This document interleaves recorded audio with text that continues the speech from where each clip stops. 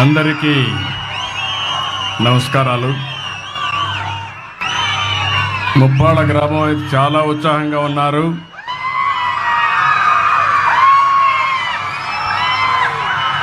అయితే మీ ఉత్సాహం చూస్తూ ఉంటే నాకు అనిపిస్తుంది నేను ఎంత చేసినా అది తక్కువే అవుతుంది. మీ ఉత్సాహం చూస్తూ ఉంటే, మీ అభిమానం చూస్తూ ఉంటే. ఎప్పటికప్పుడు తెలుగుదేశం పార్టీ ఒక వినూత్నమైన కార్యక్రమాలతో ముందుకు వస్తూ ఉంటాం. ఈరోజు మీరు ఒక్కసారి చూస్తే, ఈరోజు బాబు జగజ్జీవన్ రామ్ జయంతి, ఒక మహనీయుడి యొక్క జయంతి. ఏప్రిల్ నెలలో ముగ్గురు పుట్టారు. ఒకరు బాబు జగజ్జీవన్ రామ్ గారు, రెండోది రాజ్యాంగాన్ని రాసినటువంటి అంబేద్కర్ గారు, మూడోది మహాత్మా పూలే గారు. ఈ ముగ్గురు కూడా ఒక సామాజిక మార్పుకు శ్రీకారం చుట్టినటువంటి చరిత్ర పురుషులు. అందుకనే ఈరోజు నేను ఇక్కడికి రావడం నా అదృష్టంగా భావిస్తున్నా. ఇప్పుడే మీరు చూశారు నేను ఒక ఇంటికి పోయాను. ఒక ఎస్సీ కుటుంబం ఇంటికి పోయి జగజ్జీవన్ రామ్ స్ఫూర్తితో ఆ కుటుంబాలని ఏ విధంగా ఆర్థికంగా, రాజకీయంగా, సామాజికంగా పైకి తేవాలనో సంకల్పం చేయడానికి ఆ ఇంటికి వెళ్ళానని చెప్పి కూడా నేను మీకు తెలియజేస్తున్నా. ఈరోజు నేను ఎప్పుడు కూడా కొత్త కొత్త ఆలోచనలు వస్తూ ఉంటాను. కొంతమందికి అర్థం కావు, కొంతమందికి అర్థం అవుతూ ఉంటాయి.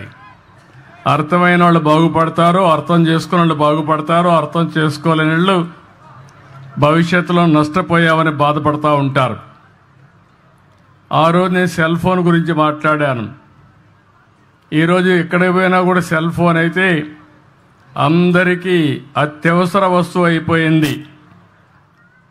అదే సమయంలో మీరు ఒక్కసారి చూస్తే, నేను ఆ రోజు అనేక విషయాల్లో డాక్రా సంఘాలు పెట్టాను.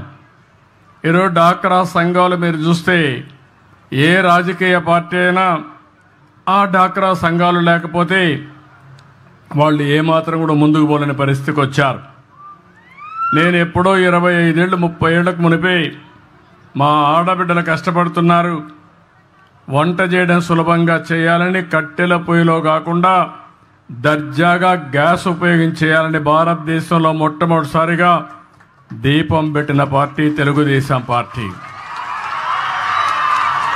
ఇప్పుడు రేట్లు పెరిగాయంటే మళ్ళీ ఆలోచించాను. అందుకే 3 సిలిండర్లు ఉచితంగా ఇస్తున్నా. ఇప్పుడే ఒక ఇంటికి పోయాను. కట్టెల పొయ్యి అయితే చాలా కష్టం అయ్యేది నాకు వంట చేయడం. గ్యాస్ కాబట్టి గ్యాస్ వెలిగించాం, కాఫీ పెట్టాం. నేను వాళ్ళకి కాఫీ ఇచ్చి నేను కూడా కాఫీ తాగి ఇక్కడికి వచ్చాను. ఇది మనందరిలో ఆలోచన విధానాల్లో మార్పు రావాలి. అందరం సమానం, అందరికీ సమాన అవకాశాలు ఇవ్వాలి. కొంతమంది సమాజంలో కొన్ని అవకాశాలు అందిపుచ్చుకొని పైకి వచ్చారు. మనతో పుట్టిన వాళ్ళు చాలామంది ఇంకా పేదరికంలో ఉన్నారు. ఇంకా కనీస స్టాండర్డ్స్, జీవన ప్రమాణాలు కనీసం లేకుండా బాధపడే పరిస్థితికి వచ్చారు. నేను అందుకనే ఈరోజు వచ్చింది ఒక వినూత్నమైన కార్యక్రమంతో మీ ముందుకు వచ్చాను. నేను ఇక్కడ 2 విధాలుగా మీరు చూస్తే, ఒకటి బంగారు కుటుంబాలు. ఇప్పుడే కలెక్టర్ గారు చెప్పారు, దగ్గర 41 మంది ఈ గ్రామంలో అందరికంటే తక్కువ ఆదాయం వచ్చే కుటుంబాలు. అంటే ఇవంతా కూడా 20 లక్షల కుటుంబాలని రాష్ట్రంలో ఎంపిక చేశాం. మీ ఊర్లో 41 చేశాం. అదే సమయంలో నేను ఆలోచించిన విధానం, అట్టడుగు నుండే 20%, పైనుండే 10%. ఈరోజు ఇక్కడ కూర్చున్న వాళ్ళు కొంతమంది మార్గదర్శులు ఉన్నారు. ఇప్పుడే మనోజ్ గారు అయితే అక్కడికి వచ్చినప్పుడు చూశాను.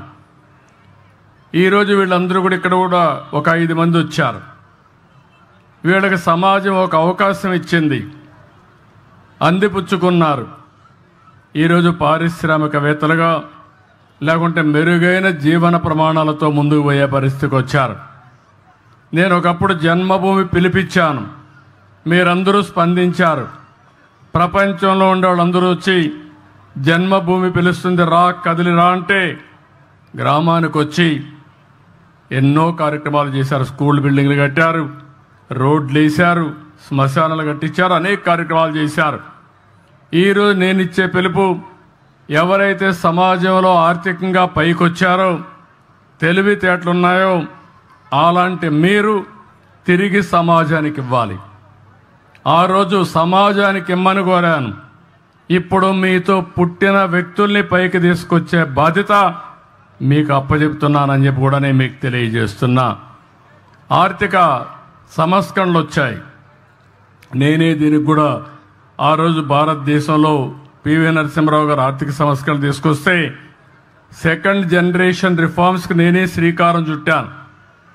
ఈరోజు మీరు చూస్తే బ్రహ్మాండమైన రోడ్లు వచ్చాయి. ఒకప్పుడు హైదరాబాద్ విజయవాడ రోడ్డు చూసేవాళ్ళం. ఈరోజు బాగా రోడ్డు ఉందంటే దానికి కారణం పీపీపీ విధానం, అంటే పబ్లిక్ ప్రైవేట్ పార్ట్నర్షిప్. ఈరోజు బ్రహ్మాండంగా మీరు సెల్ ఫోన్లో మాట్లాడుతున్నారంటే ప్రభుత్వం పెట్టిన సెల్ ఫోన్లు కాదు, ప్రభుత్వానికి కూడా ఆదాయం వస్తుంది ఈ సెల్ ఫోన్ల వల్ల. ప్రైవేట్ వ్యక్తులు సర్వీస్ ఇస్తారు, దానివల్ల వాళ్ళకు లాభాలు వస్తున్నాయి, మీకు మెరుగైన సేవలు అందుతున్నాయి. కరెంటు విషయంలో కానీ, అనేక విషయాల్లో, కాలేజీల విషయంలో కానీ చాలామంది ముందుకొచ్చి ఎన్ని పోయారు. కానీ ఈరోజు పీపీపీ విధానంలో ఫ్యాక్టరీ పెట్టినా వాళ్ళు పైకి వచ్చారు, తప్పులేదు. ఈరోజు సిఎస్ఆర్ కూడా పెట్టారు, కార్పొరేట్ సోషల్ రెస్పాన్సిబిలిటీ అని. కానీ కొన్ని కార్యక్రమాలు చేస్తున్నారు. కానీ ఈరోజు నేను తీసుకున్న కార్యక్రమం మీరు చూస్తే ఎప్పుడు కూడా 20-30 సంవత్సరాల ముందే నేను ఆలోచిస్తాను.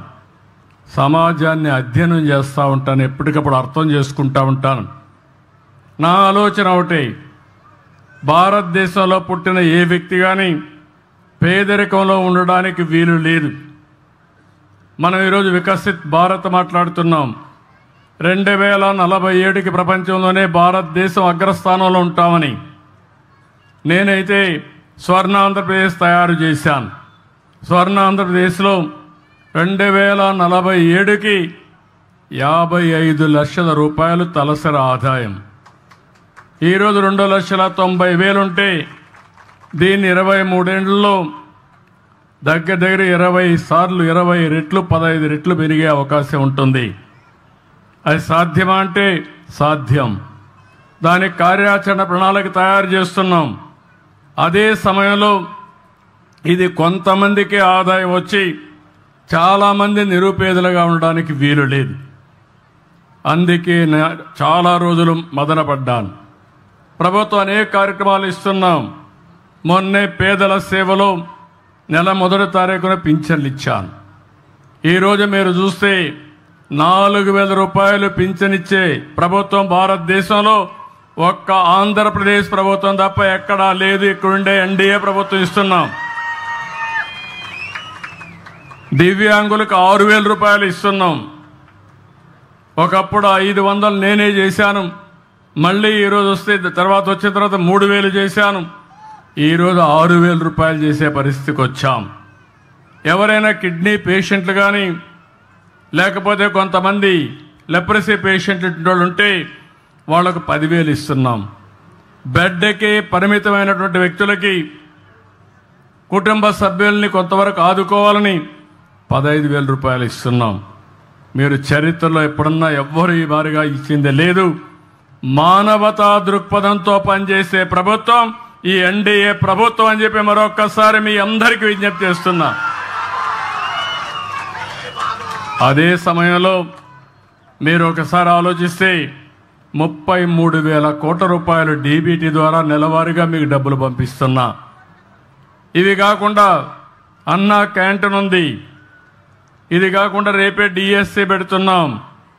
ఇవి కాకుండా ఎస్సీలకు, ఎస్టీలకు, బీసీలకు, మైనారిటీ సోదరులకి అనేక కార్యక్రమాలని లోన్స్ ఇవ్వడం, స్వయం ఉపాధి కల్పించడం, అనేక కార్యక్రమాలు చేస్తున్నాం. దీపం 2 ఇచ్చాం. రేపు మే నెలలో మళ్ళీ అందరికీ చెప్తున్నా, తల్లికి వందనం కింద ఎంతమంది పిల్లలుంటే అంతమంది పిల్లలకి ఇస్తాం. ఇప్పుడిప్పుడే జనాభా తగ్గిపోతా ఉంది. కనీసం ఒక కప్పులు ఎవరైతే భార్యాభర్త ఉన్నారో 2 పిల్లల కంటే తక్కువ కాకుండా 3 కంటే సంతోషం. కనీసం 2 ఉండాలి. లేకపోతే జనాభా తగ్గిపోతే ముసలి వాళ్ళ సంఖ్య పెరిగితే ఈరోజు అభివృద్ధి చెందిన దేశాల్లో జనాభా లేకుండా అవస్థపడే పరిస్థితికి వచ్చారు. ఆ పరిస్థితి మన దేశానికి రాకూడదు అనేది నా ఆకాంక్ష. దానికి కూడా మీ సెక్రటరీ ఏం ఎక్సర్సైజ్ చేశారో తెలియదు, ఈ ఊర్లో కలెక్టర్ గారు ఏం ఎక్సర్సైజ్ చేశారో తెలియదు. వీళ్ళు కూడా రీఓరియంట్ చేయాలి. వాళ్ళు కూడా అభివృద్ధి మాట్లాడుతున్నారు తప్ప భవిష్యత్తు గురించి ఆలోచించే పరిస్థితిలో లేరు. అదే సమయంలో అన్నదాత కింద రైతుకి ఇవ్వాల్సిన డబ్బులు కూడా 20,000 రూపాయలు ఇస్తా అన్నాం. కేంద్రం 6,000 రూపాయలు ఇస్తుంది. రాష్ట్ర ప్రభుత్వం 3 విడతల్లో 14,000 రూపాయలు ఇచ్చే బాధ్యత ఈ ప్రభుత్వానికి. ఇది కాకుండా మత్స్యకారులకు కూడా 20,000 చొప్పున జీవనోపాధి కోసం వాళ్ళకు కూడా డబ్బులు ఇస్తాం. అయితే ఆర్థిక వ్యవస్థ చాలా ఇబ్బందికరంగా ఉంది. ఇంకా డబ్బులు లేవు. 10 లక్షల రూపాయలు అప్పు చేసి వెళ్ళిపోయారు. అప్పు ఇచ్చేవాళ్ళు కూడా కనపడడం లేదు. వడ్డీ కట్టాలి, మళ్ళా అసలు తీర్చాలి, సంపద సృష్టించాలి, ఆదాయాన్ని పెంచాలి, సంక్షేమ కార్యక్రమాలకు పెట్టాలి, మళ్ళీ మీకు అమరావతి కట్టాలి, పోలవరం కట్టాలి. అదే సమయంలో ఏవైతే నేను చెప్పానో సూపర్ 6 కూడా అమలు చేయాలి. ఇది కొంచెం కష్టమైన పనే, కానీ ఇష్టంగా పనిచేస్తున్నా. కష్టమైన పని కూడా ఇష్టంగా పనిచేస్తే తప్పకుండా పరిష్కారం అవుతుంది, చేయగలుగుతామనే ధీమా నాకుందని చెప్పి కూడా నేను మీకు తెలియజేస్తున్నా.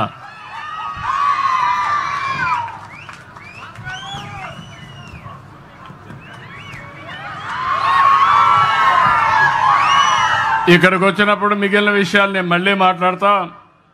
ఇక్కడికి వచ్చినప్పుడు ఈ ఊర్లో 1073 కుటుంబాలు ఉన్నాయి. నేను ఒక విషయం మీకు చెప్పాను. ఇక్కడ మార్గదర్శులు ఉన్నారు. ఇంకొక పక్క 41 బంగారు కుటుంబాలు, ఒక 5 మంది మార్గదర్శులు ఉన్నారు. వాళ్ళు మాట్లాడిస్తాను. నా ఉద్దేశం ఒకటే, ఇంటికి కావలసిన అవసరాలు తీర్చే బాధ్యత నాది, గ్రామానికి కావలసిన అవసరాలు తీర్చే బాధ్యత నాది. పేదవాళ్ళందరినీ ఆదుకునే విధంగా కార్యక్రమాలు చేపడతాం.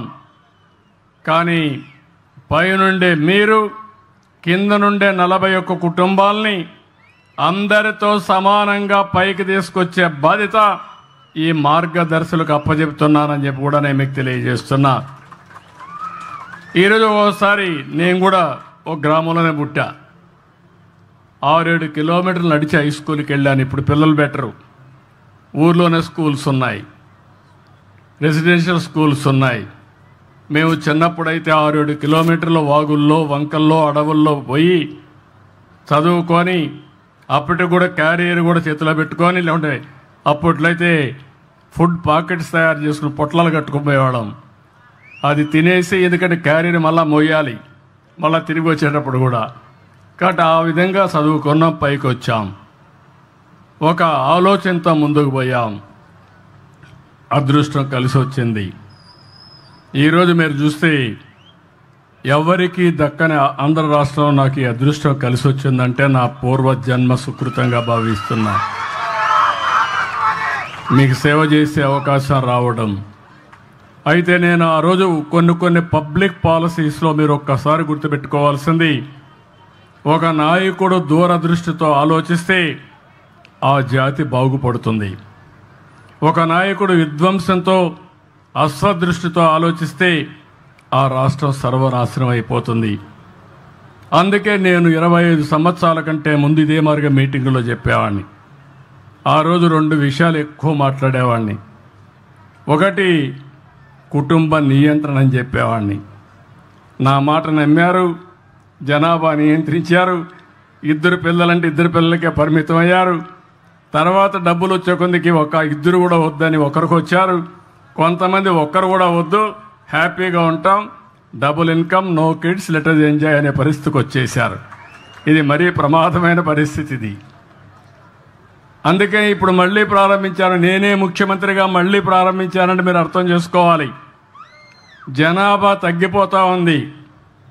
2.1 ఉండాలి. అంటే ఒక కపుల్ జీవితకాలంలో 2 కంటే ఎక్కువ జన్మనివ్వాలి. అప్పుడే జనాభా కంటిన్యూ అవుతుంది. అంటే 2 వరకు చనిపోతూ ఉంటారు. కానీ ఈరోజు వచ్చింది ఆంధ్ర రాష్ట్రం 1.5, 1.6కు పడిపోయాం.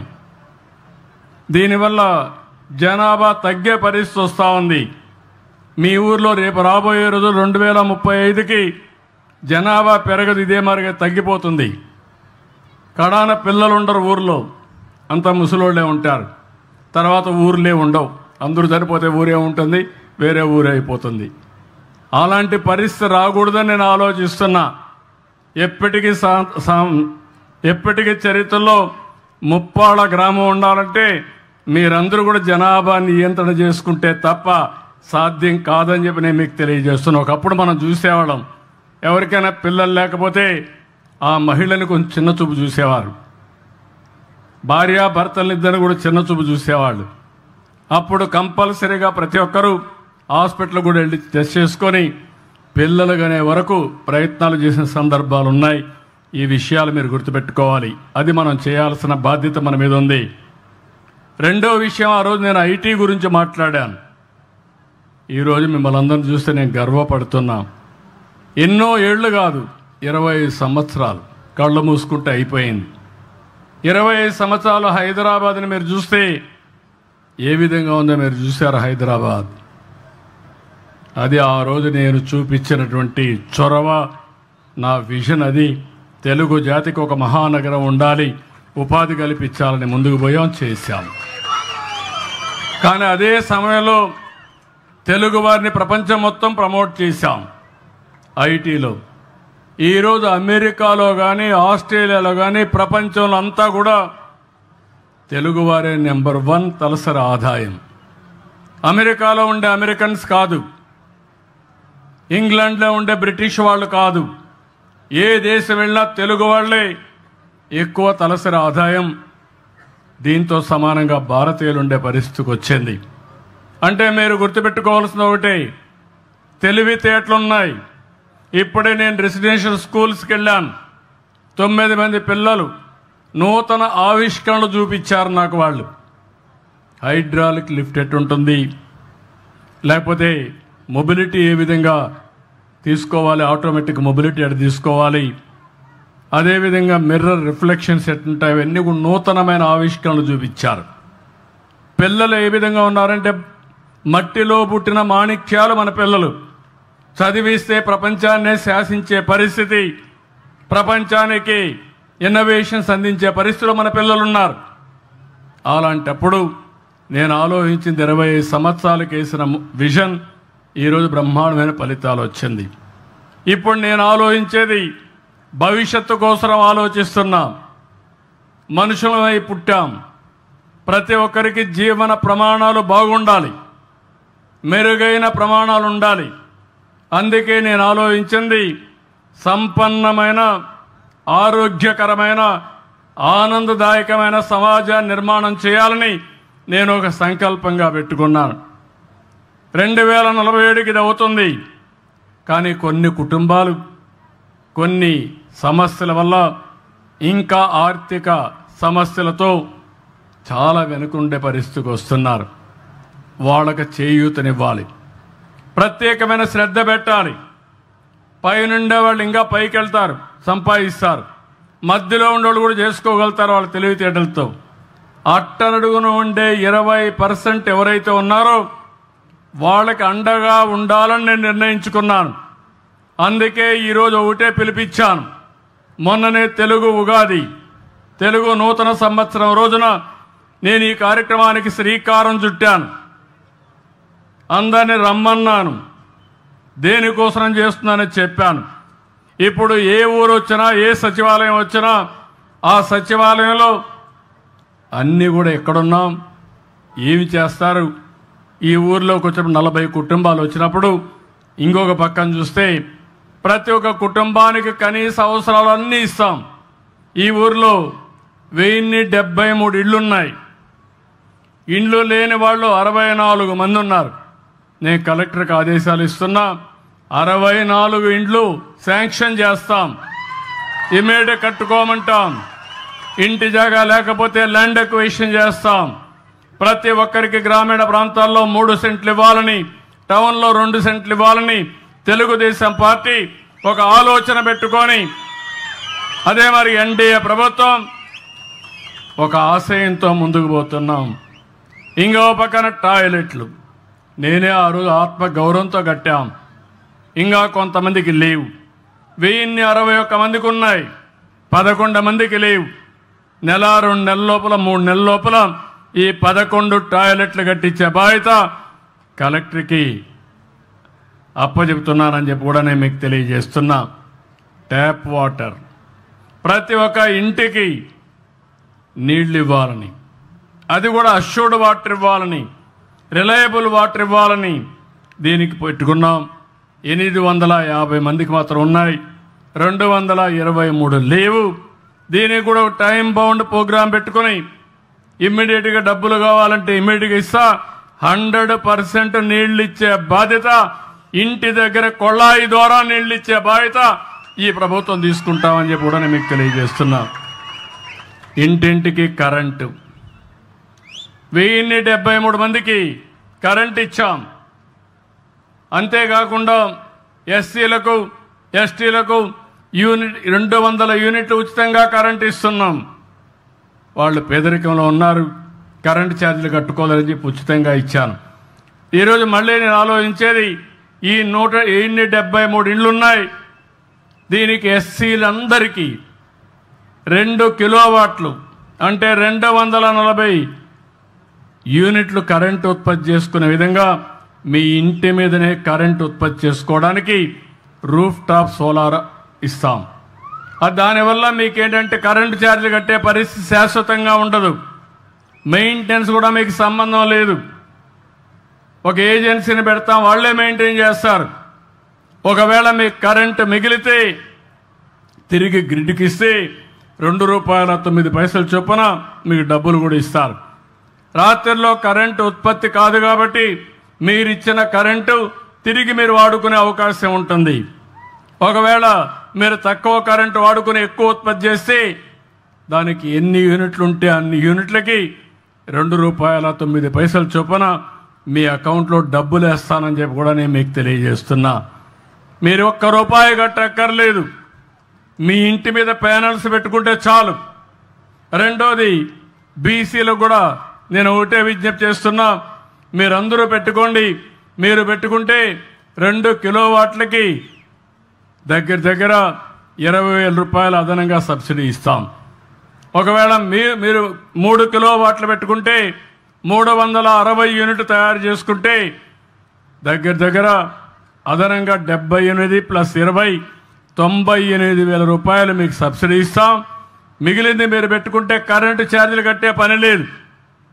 ఒకవేళ మీరు మిగులు కరెంటు వస్తే గ్రిడ్కి ఇవ్వండి, తర్వాత మీకు తిరిగి కరెంటు కావాలంటే ఇస్తాం. అవసరమైతే అది కొనుక్కొని డబ్బులు కూడా ఇస్తామని చెప్పి నేను మీకు తెలియజేస్తున్నా.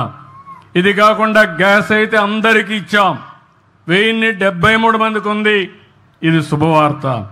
ఇంకో పక్క ఇంటింటికి ఇంటర్నెట్ కూడా ఇవ్వాలని, మీరు ఇంటర్నెట్ ఇస్తే ఇంటి దగ్గర కూర్చొని పని చేయాలంటే పని చేయడం, కానీ మీకు ఏ మెసేజ్ ఇవ్వాలన్నా ఈజీగా ఇచ్చేట్టుగా ఇంటర్నెట్ కనెక్షన్ కూడా పెట్టాం. 164 మందికి ఉంది, 909 మందికి లేదు. దీన్ని కూడా ఒక టార్గెట్ పెట్టుకొని ప్రతి ఒక్క ఇంటికి ఇంటర్నెట్ ఇప్పించే బాధ్యత నాదని మరొక్కసారి మీ అందరికీ హామీ ఇస్తున్నా. అంటే ప్రతి ఒక్క ఇంటికి ఇంటి జాగా, ఇల్లు, మరుగుదొడ్డి, కొళాయితో నీళ్లు, కరెంటు, ఇంటిపైనే కరెంటు ఉత్పత్తి చేసుకుని రూఫ్ టాప్ని, గ్యాసు, అదే మాదిరిగా ఇంటర్నెట్ ఇచ్చే బాధ్యత తీసుకుంటాం. అగ్రవర్ణాలు కూడా హామీ ఇస్తున్నా. 3 కిలోవాట్లకు 78,000 ఇస్తాం. మీరు పెట్టుకోండి. కరెంటు ఛార్జీలు కట్టే పరిస్థితి లేదు. మీరు ముందుకు వచ్చి మీ పొలంలోనే ఒక పంప్ సెట్ ఉంటే దానికి సోలార్ పెట్టుకుంటే ఉచితంగా పెట్టిస్తాం. అక్కడ ఉత్పత్తి చేసిన కరెంటు మీరు వాడుకొని మీ ఇంటికి కూడా వాడుకోండి, మీ ట్రాక్టర్కి కూడా ఛార్జ్ చేసుకోండి, మోటార్ బైక్ కూడా ఛార్జ్ చేసుకోవచ్చు, కారుకు కూడా ఛార్జ్ చేసుకోవచ్చు. అంటే రాబోయే రోజుల్లో ఎక్కడికి పోవాలన్నా ఖర్చు లేకుండా దర్జాగా పోయే విధంగా మిమ్మల్ని తయారు చేయాలనేది నా ఆలోచన అని చెప్పి కూడా నేను మీకు తెలియజేస్తున్నా. ఇవి చేయడం, ఆలోచనలు తేవడం నా బాధ్యత, దాన్ని అందిపుచ్చుకోవడం మీ బాధ్యత.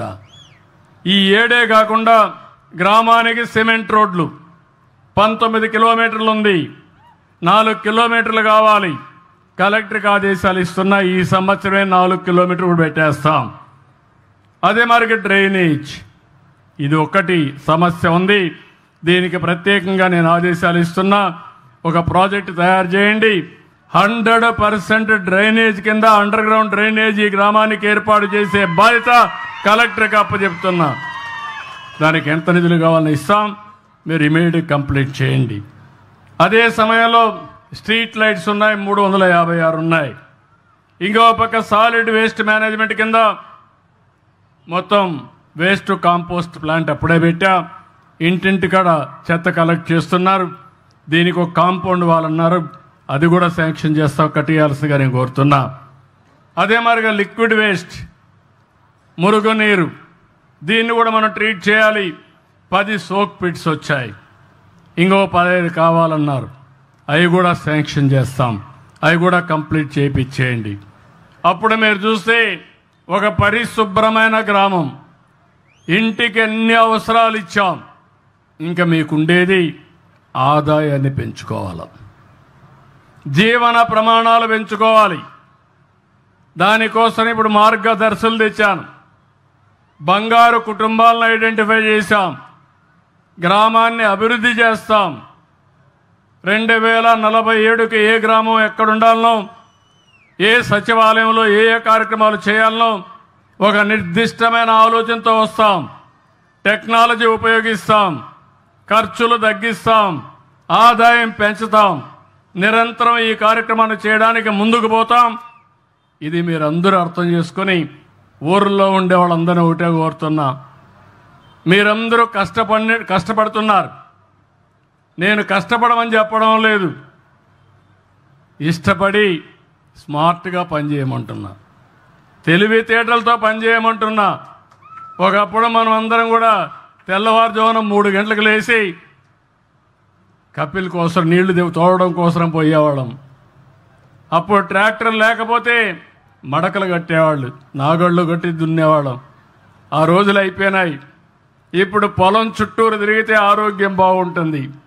మార్నింగ్ వాక్ అయితే పచ్చని పొలాల్లో మంచి గాలి పీలిస్తే మీ యొక్క లంగ్స్ ఏవి ఉన్నాయో అవి ఎక్కడ లేని శక్తి వచ్చి ఇంకా 4 రోజులు ఎక్కువ బతికే అవకాశం ఉంటుంది. ఆ రోజులు వచ్చేసాయి. ఈరోజు సెల్ ఫోన్ ఉంది, సెల్ ఫోన్ గవర్నెన్స్ తీసుకొచ్చాం. మీరు ఇక్కడ కలెక్టర్ ఉన్నాడు, కలెక్టర్ దగ్గర పోవాల్సిన పని లేదు.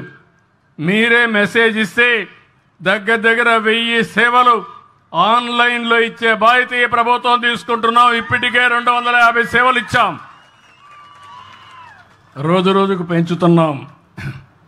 ఇంకో పక్క ఎవరైనా కానీ